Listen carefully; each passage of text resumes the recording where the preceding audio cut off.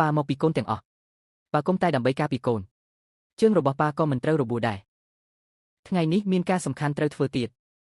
កូនល្ងងការពីកូនជាការសំខាន់បំផុតរបស់ប៉ាឃើញកូនមិនអីប៉ាក៏អស់បារម្ភឈប់យំទៅបើយំទៀតប៉ានឹងឈឺចិត្តណាស់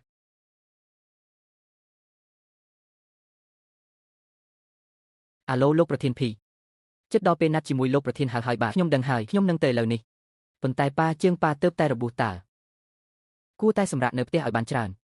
តើកូនចង់បានអ្វីប៉ាអាចដូរឲ្យកូនបានស៊ីវឡានហ្វាគម្រោងរបស់ប៉ាទៅតែចាប់ដើមថ្ងៃនេះត្រូវជួបដៃគូសហការខ្សែសង្វាក់ផលិតកម្មវាសំខាន់ណាស់ដូច្នេះប៉ាត្រូវតែទៅដោយផ្ទាល់ប៉ាអាចនាំកូនទៅជាមួយបានទេកូនអាចមើលថែប៉ាបានអូខេតែពេលទៅដល់ហាមរត់ផ្ដេសផ្ដាសយល់ទេចាស់ប៉ាល្អបំផុត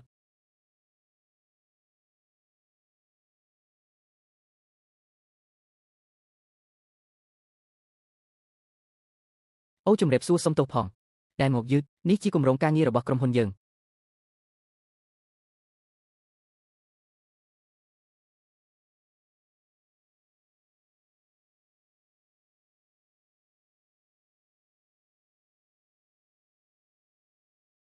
គឺជាអ្នកសោះ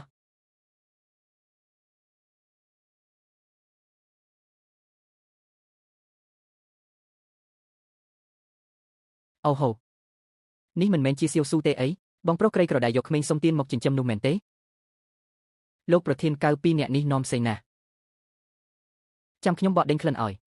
ដើម្បីធានាថាការសហការរបស់យើងនឹងរលូនល្អហាលោកប្រធានភីដ៏ល្បីល្បាញឥឡូវធ្លាក់ខ្លួនមកដើរតួឲ្យគេអាណិតដើម្បីបាយមួយពេលធ្វើជាឪពុកបែបនេះសំបីតែឆ្កែក៏មិនស្មើផងម៉ាក់កុំខឹងអីបើឆ្កែខំមនុស្សមិនអាចខំវាវិញបានទេពិតទេឯងជាក្មេងសុំទានហ៊ានដមាត់ផងអីហេហាវទោះឯងអូសជើងខ្វិនមកសម្ដែងឲ្យគេអាណិតក៏គ្មានប្រយោជន៍ដែរ